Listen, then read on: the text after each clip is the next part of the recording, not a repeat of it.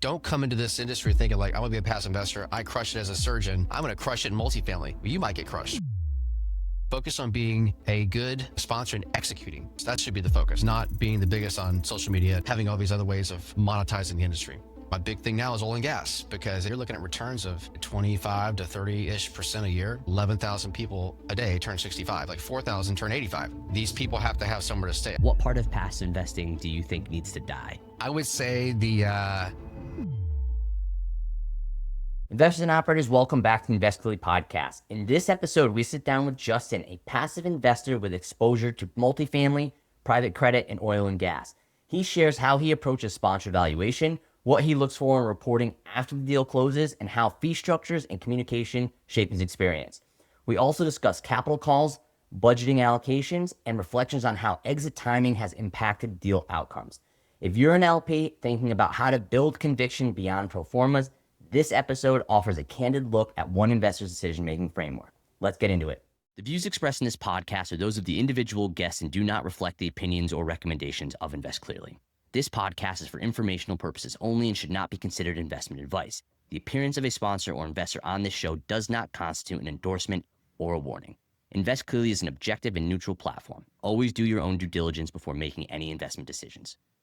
Okay, cool. Justin, thank you very much for joining me. Just to kick things off, do you want to tell us a little bit about your background, what you do? Are you a full-time LP? Do you have work or business outside of your investing? Tell us a little bit about yourself. Yeah. So my name is Justin Colvin. I live in St. Augustine, Florida. Married, got 3 kids and a dog. Pretty busy with the day-to-day raising kids. Our occupation, I own a small insurance agency called the Medicare Help Desk, and we're independent, work with about 30 different companies, and we basically assist seniors or senior generation with their Medicare health coverage. And so they don't pay us a fee or anything. It's just like any other insurance market where we're paid by the insurance company that we represent. And that's how we're paid to assist them. And it's a great business model because, we have a lot of residual income. As long as you have a customer on the books, you keep them happy and you get paid year after year after year. So you have this like almost annuity snowball that kind of builds up from a large client base. And a lot of our business is referral based now, but that's our day to day. So I'm looking for ways to have this excess cash. And we live a nice lifestyle, but we're not like flamboyant. So we have a lot of excess savings. So I'm trying, okay, what can I do to put this to work to maybe one day escape the employment realm, which I like what I'm doing. I mean, I love it, but I love my family more and free time more. So if I can create a alternative passive income source, from these passive vehicles, that's been kind of the goal. I think I first got involved with passive investing around 2021-ish. It was like just right around the middle of COVID. It's about 4.5 years I've probably been into it now. And so, it's just been kind of an evolution. We've probably done 15 to 20 different deals. The very first deal I did was a grocery anchored strip plazas, like the neighborhood grocery store, like a Whole Foods or a Home Depot. You've got a couple of main anchor tenants and you've got the junior tenants, and like 3 or 4 deals with them. And I got into multifamily and did some self-storage. We've done mortgage notes.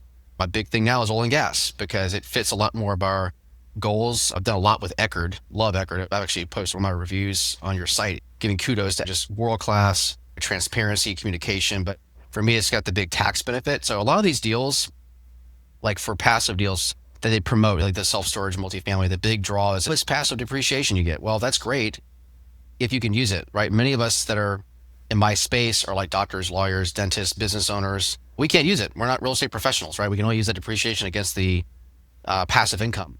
A lot of deals lately have not been spitting out any passive income. They've been losing money or asking for capital calls. It's just, so you have this huge ball of depreciation, passive losses. You don't lose it per se, but it's not effective. You can't use it in the immediate. It gets carried off into the future if and when there are passive gains to offset that.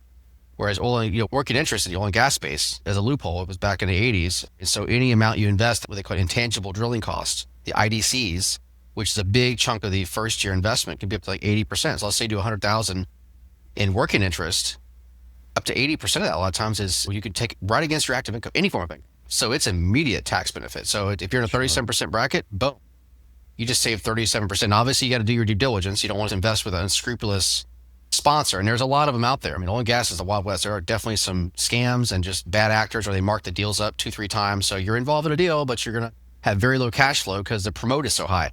So you have to really do your due diligence. But to me, it's a great space if you can find a quality operator that's got ethics and transparency and has a proven track record. you're getting the tax benefits, and there's a lot of money to be made in drilling. Sure. Yeah. But that kind of gives me a little bit of background on me. Yeah, no, that's great. We actually clearly we're core on real estate private equity, right? Like that's really where we're starting to focus, but we're seeing more and more of what I would call real estate adjacent asset classes coming into play. Yes. Oil and gas, there's been quite a bit of demand from LPs, the car washes. We had a marina sponsor recently get active, assisted living. It's almost like these balance sheet based, operational based real estate things. And oil and gas seems to be really the topic of conversation for quite a few LPs right now, making that shift. So it's pretty interesting. Yeah, the tax benefits are huge. And some of these wells, I mean, they'll pay out in 3-4 years. I mean, you're looking at returns of 25 to 30-ish% a year. And then you got the tax benefit the first year alone. So literally you can de-risk that deal tremendously. Like in the first 12 months, if you have a quality sponsor, between the tax benefits and the first year production, you could be, 60, 70% return total in that 1 year. What real estate deal will give me that? There's zero. They will not do that. It's just if the tax are kicked off in the future, typically your real estate gets like maybe 3-4% cash flow year one. It just slowly creeps up. A lot of it's on the back end, right? When they sell, if they can sell, and then interest rates are a little tough right now. So it's been a challenging market. I think a lot of great easy money was made in like 2017 to about 2022. And it's just been kind of ho-hum the last couple of years. I think we just have to get through this cycle. We need to, these things turn back around. But in the interim, oil and gas is really a great thing. And I like mortgage. I love private credit. Private credit's another great opportunity. You're not going to kill it, but you're not going to lose money typically. And you get a steady 9 to 12% with a variety of great sponsors. You've got quite a few of them on your website as well. Like PPR has been phenomenal. BQuest is another. Aspen funds. I think all of them are like top shelf when it comes to mortgage notes and private credit type funds. Yeah, good stuff. So are you still looking at some of the core real estate, the multifamily, the storage, or are you strictly focused on the other ones you just mentioned? No, I do. Yeah, I get lots of deal flow. I mean, I'm on a bunch of different email lists from different sponsors. And so I like having the deal flow. Even if I'm not going to invest in it right away, I think just looking at it and evaluating the deal makes you more shrewd, makes you that much sharper. The questions they ask. You can you get a buy box that you create essentially off looking at lots of deals. When I first got going, I was investing on like equity multiple.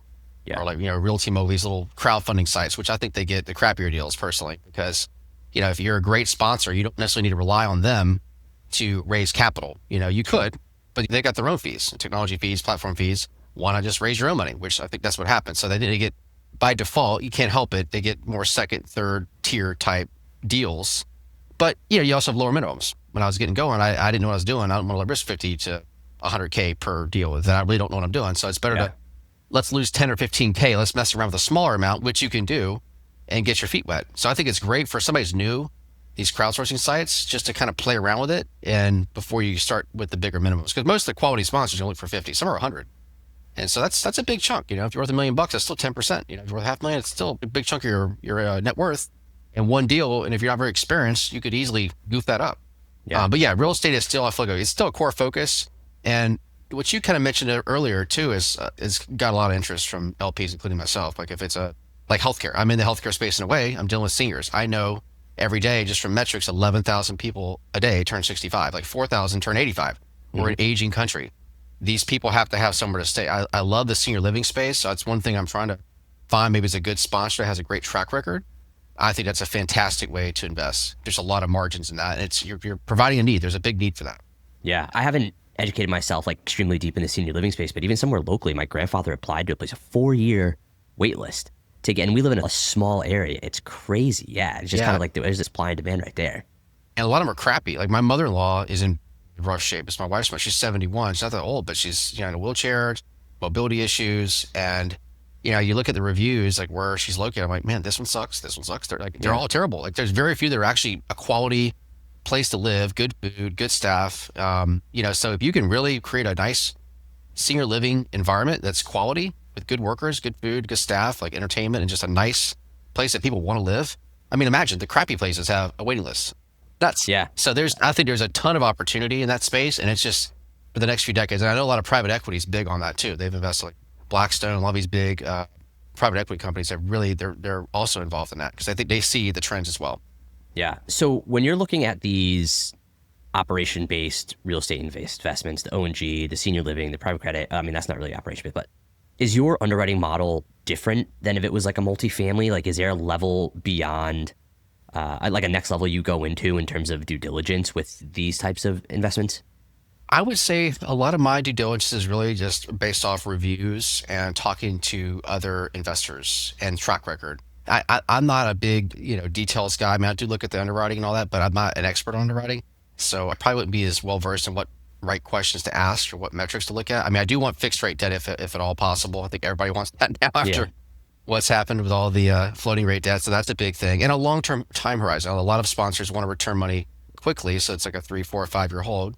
Nothing wrong with that, but that's where they get in trouble because they're trying to, it's a very compressed window. What if the rehabs don't go as quickly as you expected? What if rates head higher? What if you can't raise rents like you're anticipating? That's all been major problems for multifamily. But if you have a long horizon, 10 years, well, that's not as big of a deal. I can let the cycle may bottom and naturally turn up, and I'm okay because I don't have such a short-term approach to it. But I would say to me, like I use your site and a couple others, but having that review, I mean, there's some big names out there in the industry, and you would never know it. And if we could talk off camera, a couple of them, but I was so surprised. One of them in particular, he's huge on social media. I mean, just like the godfather of real estate.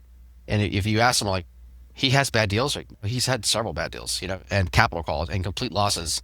And you would never know it. He's on stages. I mean, there's several people like this. I think they're great marketers.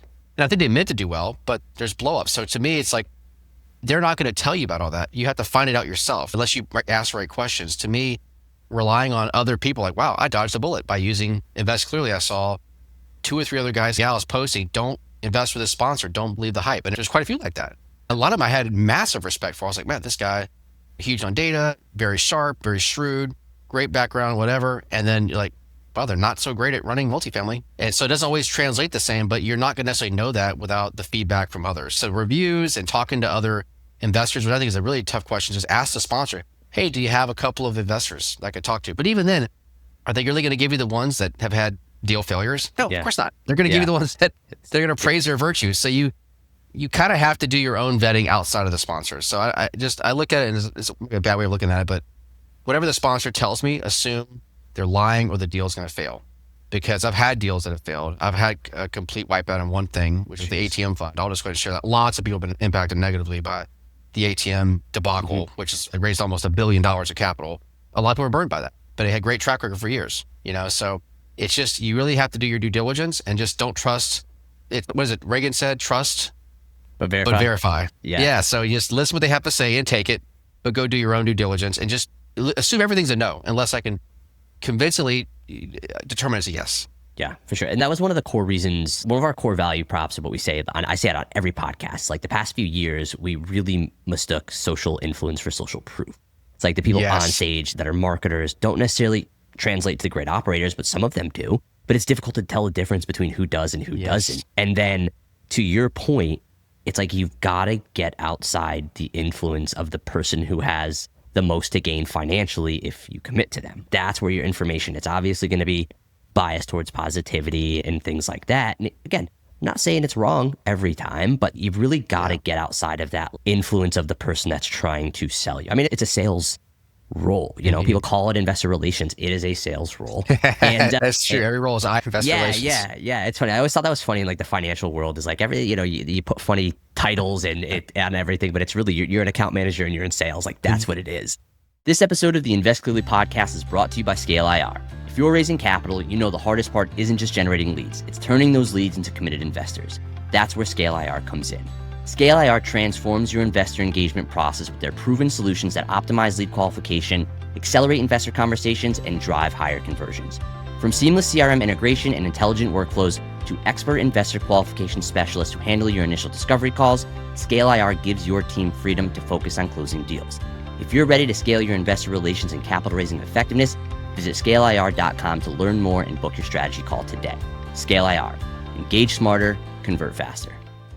You mentioned a little bit about your deal flow earlier, and you've got your buy box. Where is your deal flow coming from for investors that are looking for greater deal flow? And then how long would you say it took you to go from the Realty Mogul small investments to the level in which you are today, from like an experience, timeline, things like that? Yeah. So I think if you're brand new, you know nothing about passive investing. Let's say you're, financial planner, stocks, mutual funds, the traditional way, right? Yep. Hence why they call it left field investors group. We're up in left field. We're like totally doing something different. If you're new to this space, I would say start small. Okay. That means you're not going to be investing with big sponsors that have a huge reputation, which is a negative because they're the best in breed, but they're also going to command 100K minimums. Maybe they'll do 75. Well, that's a lot to invest for a first timer that doesn't really know what you're doing. And they could do everything right and still lose. It's just, you're investing. It is what it is. So I would say you're probably better off focusing on like some of these crowdsourcing sites. But before you even invest, which I should have done this, don't be so hot to jump in, because even some of these crowdsourcing sites have failed. Several of them. I was involved in Peer Street, which is the lending platform, supposedly safe. You're just lending. You're first to get paid. You know, you're on the credit side, and they filed for bankruptcy. And it was like out of nowhere. Oh, filed bankruptcy. All your monies are tied up. Another year later, release some of the capital that they held on file. But that was a complete blow up. Peer Street. You know, and there's several others that have done this. So you got to be extra careful, because a lot of their revenue is made from listing, you know, investments and the fees they generate. So do they really have your best interest? They're just a platform. They want as much stuff on their site as possible, right? I mean, obviously they're going to try to vet some of the deals, but they're going to let them go through, because why would they not? But I think it's good just to look at them. If we even invest, you just watch the flow and you'll get all kinds of deals. I mean, I've seen campgrounds, RV syndicators, just anything you think of, it can be syndicated. Movies, they try to syndicate, like gals get together and say, hey, we should produce a movie. You want to invest in that? You know, it's going to have a high failure rate, but you know, just look at the deal flow, look at the terms, do one-on-ones with the sponsors. Ask, can I speak to some of your former investors? Ask hard questions. I didn't do that at first. I asked, and I'm a sales guy myself. I mean, I run an insurance agency. I'm a happy guy. I'm very abundant mindset. And I've actually read that. So the people that do really well investing are typically the ones that are more doubtful and more skeptics. The kind of the glass half empty, but they're better investors. Why? Because they ask the better questions. Someone like me is going to be more trusting. Laugh, joke. I'm probably an easy sell. Like, oh, that Justin guy, he didn't ask any of the tough questions. I'll look at it, but that's on me. You know, that's just my personality. But a personality, I have positives. I'm good at building a business and getting clients, but that same skill set doesn't always translate to investing the same. It actually is a detriment. You need someone that is like an underwriter that thinks, how can this deal go bad? How can this fail? And so that's tough questions are also a big thing. And it definitely asks us to speak to other investors, but really finding some information, like you mentioned earlier, outside of what the sponsor is telling you, because they're only going to, it's like dating, right? You're not going to go out with a guy or gal and they're going to say how terrible they are. They're only going to tell you their best virtues. And that's, I feel like every time you talk to a sponsor, that's kind of what it is. They're going to whitewash the failures and they're going to accentuate all their successes. You can't help it. They need your money, right? They need you to invest. They've got employees to pay. They have payroll to run. So you really want to get information as much as you can from other vetted individuals. So like having us like Invest Clearly being part of that, being able to talk to other investors, network on there, look at reviews, that's massive. That's a big win, because now you're going to get the actual candid information from other investors that have their experience outside the purview of the sponsor. Yeah, 100%. It's funny, you everything you mentioned about yourself, I have actually brought up about myself in other podcasts. I'm the same way. Like, I'm an easy sell. My partner probably wants to rip my face off every time I talk to him, because I'll get pitched a new software we should add in. And he's like, yeah, all we need is, this is the greatest thing I've ever heard about. No, it's not. Same thing with features. Somebody recommends a feature for us. I'm like, oh, we need to implement this now. It just fires me up. I'm a social person. Yeah. And so I'm the same way. Like, I needed something to supplement like I would say like shortcomings when it comes to underwriting, because I'm a very high social person, very trusting person, very easy sell. And so I was like, okay, maybe I got to take a step back a little bit and find something else. Like, I understand that to my core. But yes, exactly. So I've actually, I've been asking my wife now a lot of deals too. I think women are sometimes a little more shrewd. Guys tend to be a little more risky and plunge forward. Women are a little more reserved in nature, which might keep you out of some deals, but it can also keep you out of bad deals. Yeah. You know, I remember when I did the ATM fund, she was kind of like, you sure this is the right move? She had some hesitation. Like, it just didn't sound like it made sense. I'm like, babe, no, they've been paying for 12 years straight, incredible track record. They've raised almost $1 billion in capital. They got all these other people raising money for them. They've had supposedly, the best due diligence from like major private equity has vetted all these companies. And it turns out a lot of it was a Ponzi. They had ATM machines with like 1/4 of what they claimed, many of which were not even in operation. And the guy was using personal money that was being invested just to live off, it was just complete like fraud. The guy was a fraud. But I mean, look at Bernie Madoff, right? I mean, he was the former chairman of the NASDAQ. Yeah. I mean, he had all the social circles. I mean, he had big banks, hedge funds invested with him.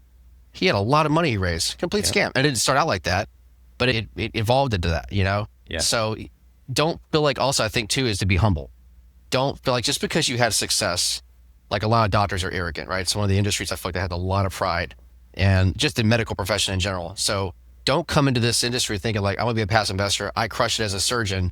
I'm gonna crush it in multifamily. you might get crushed, right? Yeah. Because you don't know the ways the PPMs can be written in such a way to hide fees and just the PPMs are big for a reason, right? It's not to protect us, it's to protect the GP. They're written by corporate attorneys. So that's so you don't sue them. So I feel like there's a lot of room for error. Even the best investors, I think that's one thing I've found from all the conferences I've been to, the events, even the very best have all had a bad deal or two or three. Yeah. It's part of this space, and you have to really be, shrewd. You really do. And just take your time, and human nature is not like that. You move forward, but you need to just take pause, do your due diligence, and try to make the best decision. Because there's a lot of room for unethical behavior. I mean, that's why it's private investments, right? It's not publicly traded stocks. So when you're saying you're accredited, it's like you're saying, I can lose the money. I'm affluent. I understand these sophisticated deals.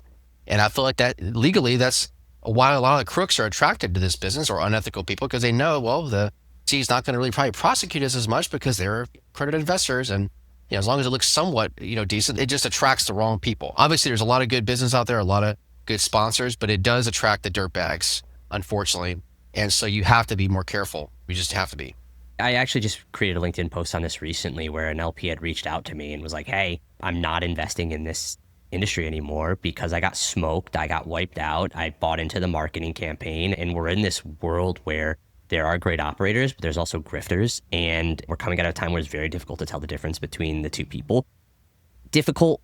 And also maybe you kind of bought into the confirmation bias a little bit, bought into the social circles, bought into the influence, but it's tough. It's really, really tough. And I always told people, like, regulation does not equal transparent, right? Like, this is a regulated industry. I've got some thoughts on the SEC's whole accredited investor guidelines on both sides. Like, I've met people worth tens of millions of dollars that are kind of the dumbest people I've ever met in my life, but they got successful in business, which have no business being in investing. And then I've met people that haven't met that net worth, that are extremely intelligent and risk averse and can underwrite way better than a lot of these other people. So it's super interesting. You mentioned earlier you started passive investing around the 2020, 2021 timeframe, which is where a lot of fallout is coming from right now. How is your portfolio currently performing? I know you mentioned you had some good ones. You mentioned you took a bath on one. Like, overall, how are you currently doing? Yeah, so the ATM was the biggest debacle. I got a few distributions on that, but it's probably been about a 90% loss for some. They got no distributions, so they lost all of it. Others invested in the very beginning, so they had made money for quite some time, but that's been the worst investment thus far. I did have one that did really well, was in the industrial category, so I'm actually hunting more for industrial.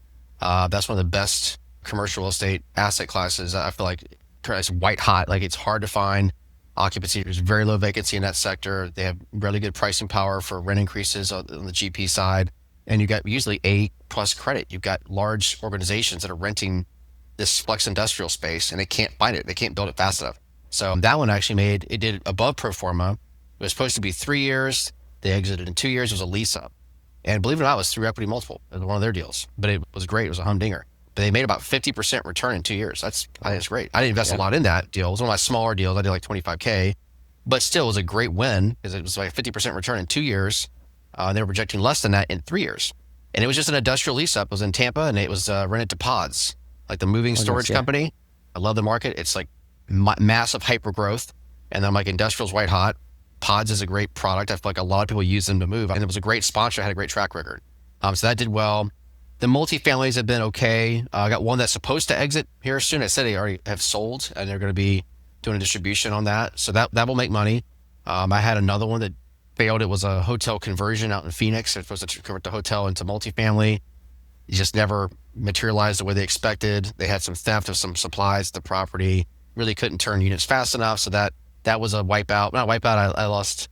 I only did like 15,000. It was it was one of my first deals, which I'm glad. See, some of these deals that went bad were my first deals. Yeah. And so you don't want to invest a bunch of money when you're not really new to the space. You want to invest small increments, 10, 15, 20K, kind of play around with a smaller amount. The best performing thus far has been probably the industrial, and then the mineral rights on the oil and gas side, and then working interest. So that's what I'm really focused on. And private credit. Private credit, if you're the right sponsor, it is just like the tortoise. It's just slow and steady. You're not going to kill it, but you can make 9 to 12% depending on the sponsor. And it's just like clockwork. And the thesis makes sense to me because you're first to get paid. You're the lender, right? A lot of these are first position mortgages. So they have a huge cushion. They're usually buying these big tapes where they'll get hundreds or thousands of mortgages, and they're buying them. Like the bank, they've already had, these people are already non-performing, they're not paying. but they're getting such a deal. You might be paying 60 cents on the dollar, but that's just from the mortgage balance, right? From what they're paying to the balance. Then you have the equity in the home. Many times the home is worth 20, 30% more than that. So look at the cushion. You have a massive cushion. I mean, not that you want to foreclose on these things, but if you have to, if they can't reperform, if you can't get the mortgage to reperform, you have an asset that might be worth 200,000 a house, and maybe you bought the balance on the mortgage for 60 or 70. You're not really going to lose. Even in a crappy real estate market, you could fire sell that house and get your money back out of it and still pay, and usually make more. So it's like you win or you win. Like which one? As long as you buy right, it's really hard to lose in the first position mortgage. You're just not going to make a ton of money, but sometimes that's better. I mean, I did the ATM because they were promoting 24 to 26% plus depreciation. Guess what? You get wiped out, or mostly wiped out. Well, you've been better off just doing mortgage notes. And I like the private credit a lot. You get your principal back. So you're usually investing for 2 or 3 year holds. It's very definitive. There's no like, oh, well, we haven't done all the rehab. We have to refinance our floating rate debt. No, it's just the product. You buy into the fund. It's very definitive. 2, 3, 4 year time frame. We're going to pay you monthly. At this time, you can redeem, and boom, you can just either keep going with it. I love private credit. To me, it's just slow and steady. It's almost like a CD. Obviously, it's not guaranteed, but it's very high likelihood of getting paid, very low likelihood of the deal blowing up. And there's a lot of cushion. There's a lot of margin for safety. I think that's a great strategy to put a big chunk. If you're going to do passive investing, a big chunk of that could be private credit. And a lot of that Tiger 21, the super affluent investors, that's a big portion of their allocation is private credit. Interesting. Very cool. Interesting. I didn't know that. Well, cool. Justin, I know we're winding down here. I guess one question I ask on every episode, what part of passive investing do you think needs to die? I would say the coaching. I don't know. It seems like a lot of if you go look at some of the unscrupulous sponsors, the ones that maybe haven't done so well, to me, they're more just monetizing the industry. Like the top shelf sponsors don't really do coaching per se. They don't have time. They're busy running all their properties and buying new ones. And that's the core of their business. But hey, I can teach you how to be like me. You can be a GP. You don't need to work a job. You should be a GP, and you can raise so there's a lot of, and that was not as prevalent now, but that was really big in like 2019, 2020. It was so common. And you have these basically coaches, right? Raising money from their students and doing deals. And so there was a lot of that. And then you got a lot of them that went out and did their own funds. And then some of the failures have come from those students because they're just learning that it's like a crash course. I'm going to teach you how to be a syndicator in a few months, and then off you go and you can raise money and live the high life. So I don't like seeing that because to me, it's just, I feel like they don't have the best interest at heart for the LP. It's just more about how can I personally benefit from the industry as much as possible. I'm raise deal flow. I'm going to be a coach. I'm going to have private mentoring sessions. It's like every facet of how I can generate income off of the LP industry or the LPs, the investors, and all the big social media stuff. Obviously, there's a lot of guys and gals on social media, self-promotion, but just focus on, instead of the marketing side, focus on being a good operator. Focus on being a good sponsor and executing and delivering for your investors. That should be the focus, not being the biggest on social media, not having all these other ways of monetizing the industry. Awesome. Well, Justin, thank you very much. Anything else you want to share that we didn't get to before we hop off? No, I just appreciate the time today. It's been a pleasure getting to know you and really appreciate what you've done with the Invest Clearly platform. I love the interface. It's very clean and just very easy to find information and get more reviews. So it's been a very big help. I've used it a lot of times to dodge bullets or to emphasize my decision. It helped solidify that. Awesome. So it's been very helpful. Awesome. Well, thank you again for joining. It's nice to finally get to have some FaceTime with you. And if people want to connect with you, where can people find more about you? Yeah. So you can give me a call. Our toll-free office number is 800-414-2044. Our website, if you need help with Medicare, if you're a senior, which a lot of folks probably in the passive space are, it's just the Medicare Help Desk. So the MedicareHelpDesk.com, and there's a contact us form. You can hit me up there. So, but yeah, pleasure. Awesome. Thank you, Justin. Thank you. All right. Thanks, Pat. See ya. Yeah. Thanks for listening to the Invest Clearly podcast. To find verified investor reviews or to claim your GP profile, please visit investclearly.com. If you enjoyed this episode, please remember to like, subscribe, and leave a review because that's how other people find the show. Till next time, invest clearly.